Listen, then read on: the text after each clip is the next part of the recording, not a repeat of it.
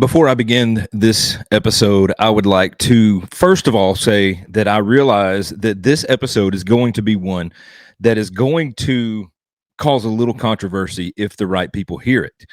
I realize that I also may be in a minority with what I'm about to talk about, but I believe that what I'm about to say is correct, but I'm willing to be held accountable and my mind changed if I'm wrong. So stay tuned.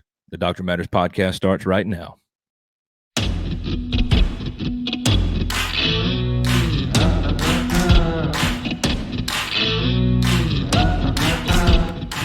Welcome to the Doctrine Matters podcast, a tool to help believers rediscover true biblical doctrine and to help them understand and live out their faith in their homes, in their churches, and in their communities.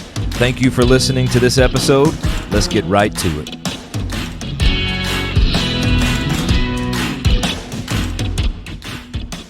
Soli Deo Gloria. Well, hello, everybody, and welcome to this episode of the Doctrine Matters podcast, where we are going to be talking about something that is very controversial if it were to get into the right people's hands, if they were to see this, hear this, or just hear somebody talking about it. It's going to be something that is going to be very controversial. But before I get to the controversial statements of what I'm about to say today on this episode, what I want to do is first and foremost tell you that before we begin to dissect and understand child transitioning, we must first understand the biblical truth that God created male and female. Genesis 1:27, the very first chapter of the very first book of the Bible, male and female, he created them. So first and foremost, right out of the gate, before we begin this conversation, before we begin talking about this topic, we have to understand that by design, God himself created male and female. Now, nowhere in the Bible does it say that we create male or female. And listen, let's just be candid here. When we procreate, it is not even us that procreates. I mean, we can do what it takes, but God forms and knits everything together. Everything has to happen exactly like it's supposed to happen for a child to be born. And when that child is conceived, God himself has given that child a gender. It is either male or female. Now, we've talked about this on this episode, on this podcast quite a few times now about gender and just all of the things that are happening in our world as it relates to gender. And it's just one crazy thing after another, it seems like. But let me just tell you where I've come to today. So we have the truth, the biblical truth, we see it right there. I've already talked about it. We have this in the back of our mind. Actually, let's keep it in the forefront of our mind. Let's remember that God created male and female. Again, we've talked about this a couple of times already. We've talked about the slight chance that there could be a person born with both parts. What do? In short, you counsel the family well, biblically, and walk with them through the process. But none of us can play God when it comes to our children. So let me just set this up with that in the forefront of our mind. And some of you will check out as soon as I say this, but hang with me. Some of you will say, yes, I've seen it too. So I just watched the documentary this morning, What is a Woman? Matt Walsh went all over the world to try to figure out what is a woman. So I watched this, and this is going to be separate. Just kind of, what is a woman? Nobody really could say what a woman is, especially on the liberal side. When you start thinking about people that are on the liberal side of things, the ones that are really standing with and for the LGBTQ community and transgender rights and even transitioning, and that's what we're going to get into here in just a minute. But all of these people that stand on that side of the aisle, none of them really could articulate or define what a woman truly is. Really, all that they had to say was they were stumped, and basically every idea or every answer was the same. It's kind of how you want it to be. Whatever you want a woman to be is kind of how a woman is defined in their minds. And I'm talking about doctors, pediatricians. We're talking about professors at colleges. Go figure. All sorts of people, all different types of people on that side of the aisle could not articulate what a woman truly is. And that's where we have to understand what a woman truly is. It is not some of these things that they've come up with in their minds to where women can be whatever you want it to be, kind of like they've done the whole gender thing where you can be whatever gender you want to be. Gender is a social construct. So therefore, now that being a woman is sort of the same thing, it's a social construct. It's whatever you want it to be. It's whatever truth you want it to be. It's whatever you think a woman is. It's kind of that postmodern world that we live in now, right? Your truth is your truth. My truth is mine. And you can't tell me mine is not truth because everybody's truth is truth to them type thing. Right. So we have this idea that nobody knows what a woman is and nobody knows what true gender is anymore. And I will just tell you, if you don't already know, that gender and sex are one and the same. You were assigned a gender at male or female. He created them. Right. So we have this whole culture that can't figure that out, that doesn't understand that. They want to buck against God's standard and God's design so they can come up with their own social norms and their own social cues. And these things are so far removed from the Bible that it's pitiful. So that leads me into what really I want to talk about today on this episode, really. And really the only reason I want to talk about it is because I'm really fired up about it. So let's think about in terms of children. So I've seen a lot of these things, and maybe you have too on social media. I've seen boys and girls alike say this. They grew up to be men or women.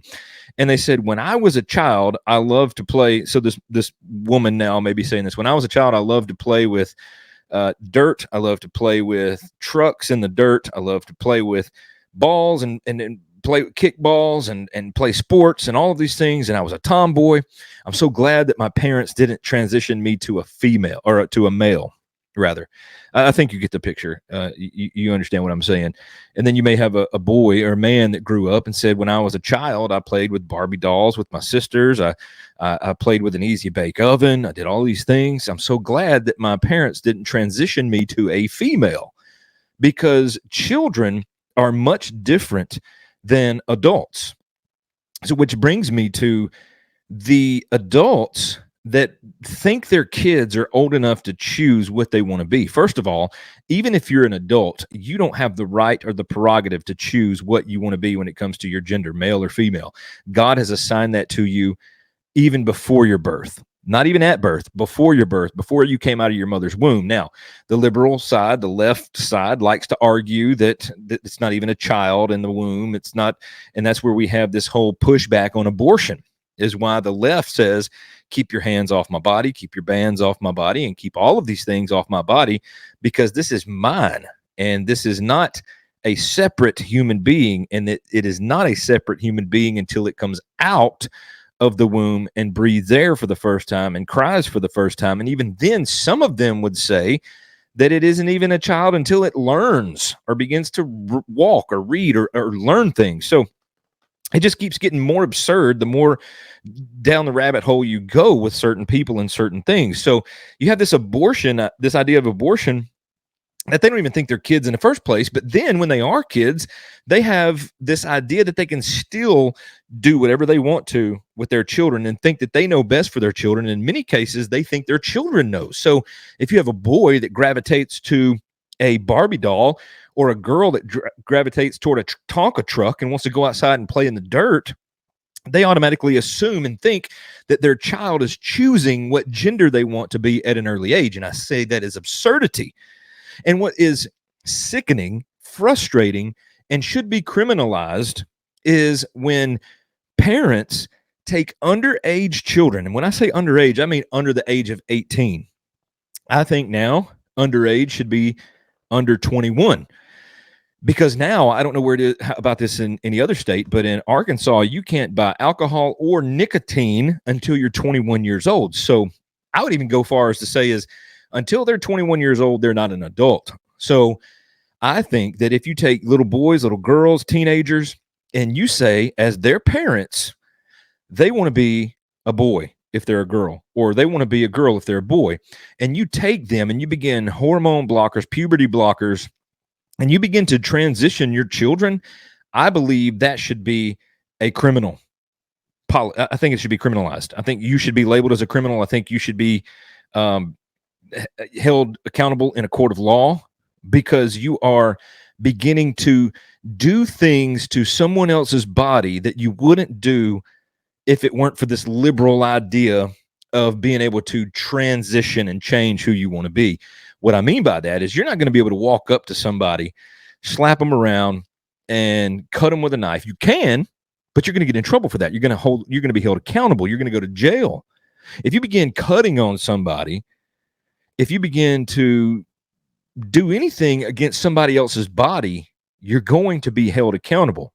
So I believe, it is my opinion, that if you transition your child, and I mean, even if you start puberty blockers so they won't go through puberty, and you give them all these pills and hormone things, and then you begin to change who they are and transition who they are, and give them testosterone if they're females, and a bunch of estrogen if they're males, and I realize that there's a little bit of those things in everybody. I don't know the breakdown of that, but I do know that young boys can begin to develop breasts just by what you give them. And I think that should be a crime. That is an absurd thing to do for someone who is just a child. Even a teenager is just a child. And the parents should be held accountable, because you have no right over someone else's body, just like you have no right over anybody in your neighborhood's body, anybody you go to church with body, anybody that is even outside of you don't have any right to anybody else's body. And I think that should be a criminal offense to transition a child and mutilate its body. And there was I've seen this before, but the thing where you can, I can't remember what it's called, but they take all the skin from your forearm and they can literally create a male part for women who are transitioning to males. And they're doing that even with kids. And the problem with this is all of these hormone blockers and all of these pills and hormones that they're giving them, there has been no long-term studies. Why? Because this has just become a thing in recent years, where this transitioning, transgender, all of these things has just become really popular. Let me say it that way, in recent years. So they've got all of these medicines on the market that have no long-term studies. So they don't know anything about the side effects. And then, not to mention the side effects from the medicine they're taking, not to mention the physical and the psychological toll it's going to take on a child when you begin to change their entire complex and makeup of who they are, from boy to girl or girl to boy, whatever the case may be. You're going to psychologically ruin that person. As a matter of fact, on this documentary, there was a woman, a woman that transitioned to a man, and she is really a she, but looks like a he.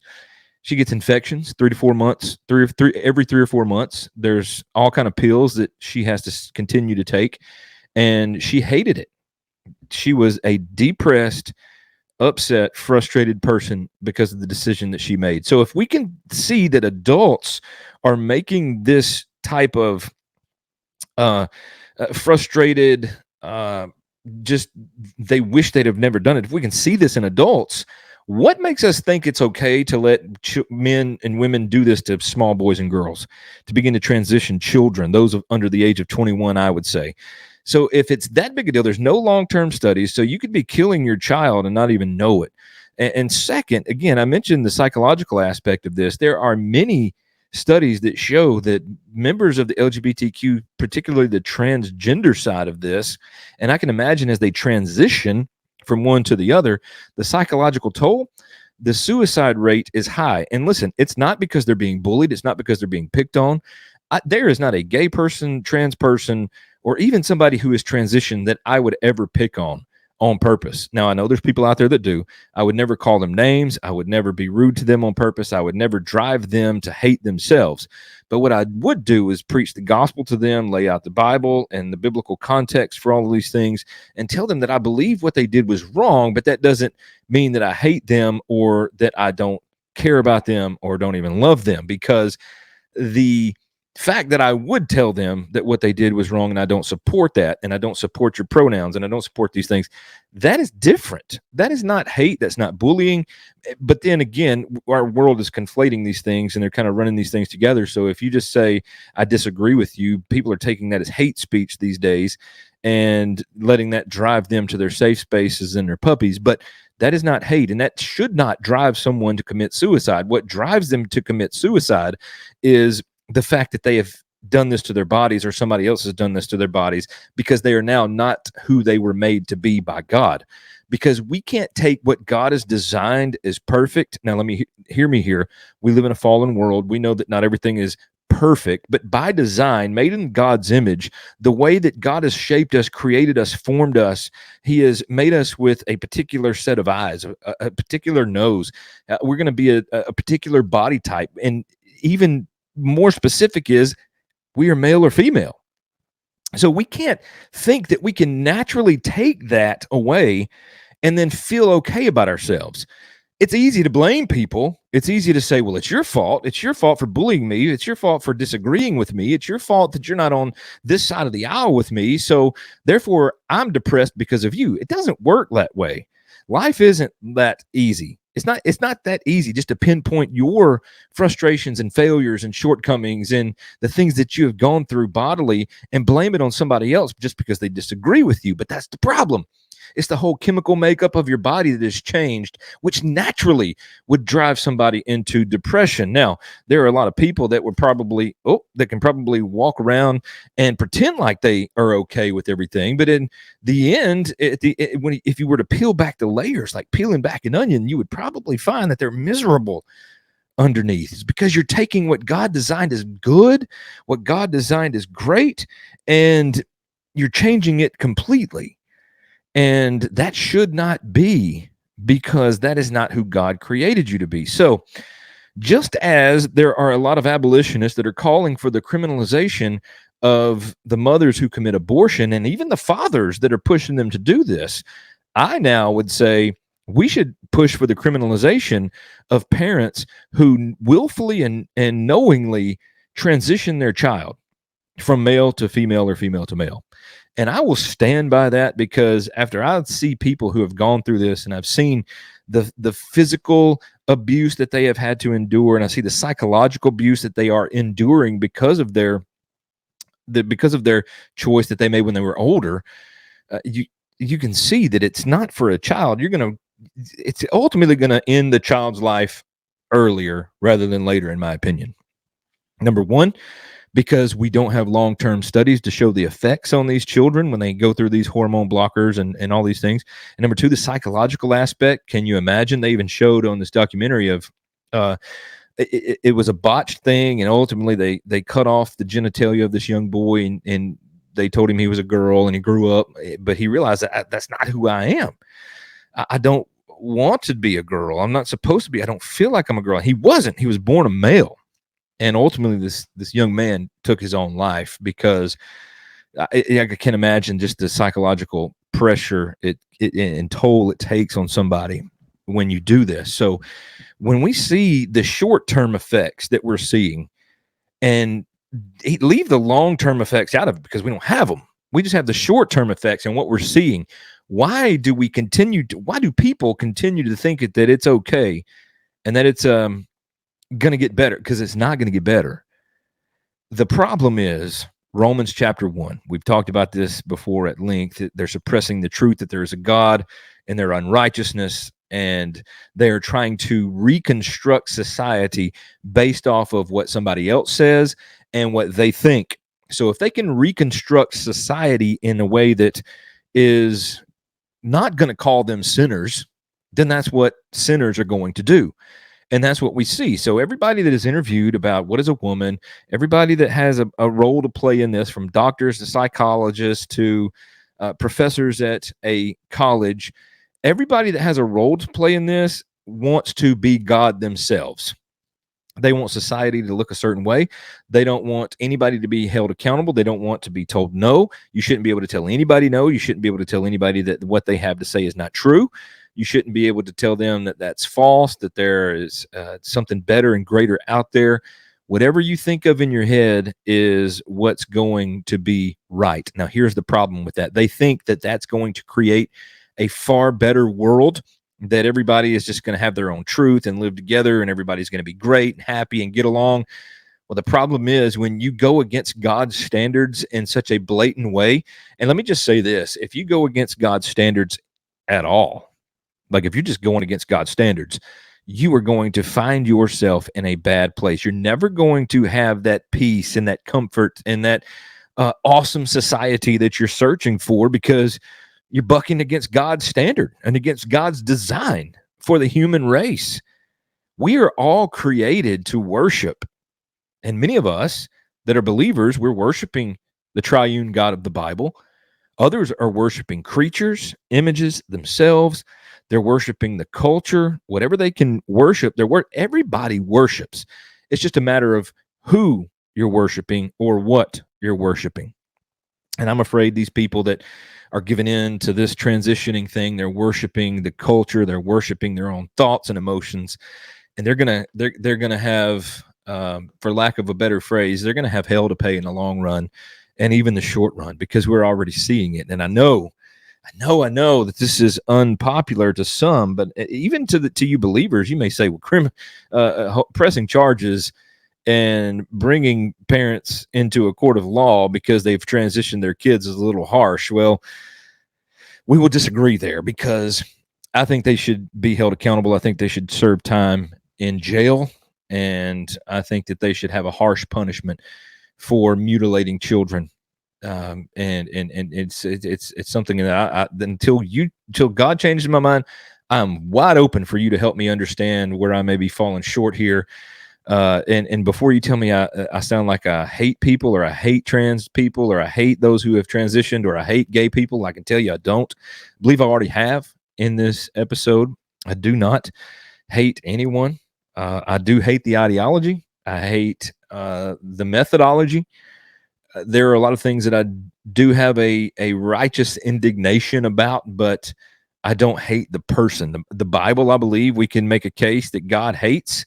Psalm chapter 5 and Proverbs chapter 6, there are people and types of people that God hates: a lying tongue, somebody that sows discord. We talked about that briefly in my little drive time episode last time.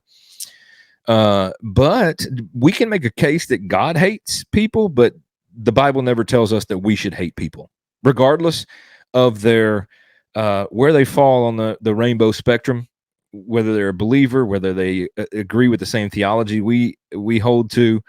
We're not called to hate. So, matter of fact, if we hate our enemies, then we can't teach them the gospel. We can't pray that God would save them. And that's why the Bible tells us to heap coals upon their heads, even our enemies. So, no, I don't hate anybody. And you may say, well, that sounds harsh, and it may be harsh. It should be harsh, because mutilating children that are born, that actually are able to be born, mutilating them in the womb is one thing. Mutilating them outside the womb is another thing, but they're kind of one and the same. It's the liberal mindset that I'll do what I want to do. This is mine, not yours. Keep your hands off of it. Keep your laws out of it. And let me live my life in my postmodern world, because nobody can tell me what I'm doing is wrong. I will tell you 100 times a day, 3,000 days in a row, all day, every day, that you're wrong, and you should be held accountable. The good news is about this: unless these parents who are transitioning their children in such a brutal, barbaric way, unless these parents turn to Christ in repentance and faith, they will be held accountable. They will be held accountable on Judgment Day, when Christ returns and judges the world, and those who are not in Christ will have to depart from the presence of Christ, and they will receive their just punishment in the lake of fire for eternity. And they will be held accountable that way. But I do think, and I don't know how you would go about doing it, I'm not well versed in law, but I do think that we should hold parents accountable on this side of eternity if they allow their children to transition. Because it's the parents that's going to have to take them to the doctor visits. It's the parents that's giving them the medicine. It's the parents that's signing away everything, saying, yes, you can give my daughter a penis. Yes, you can remove my son's penis.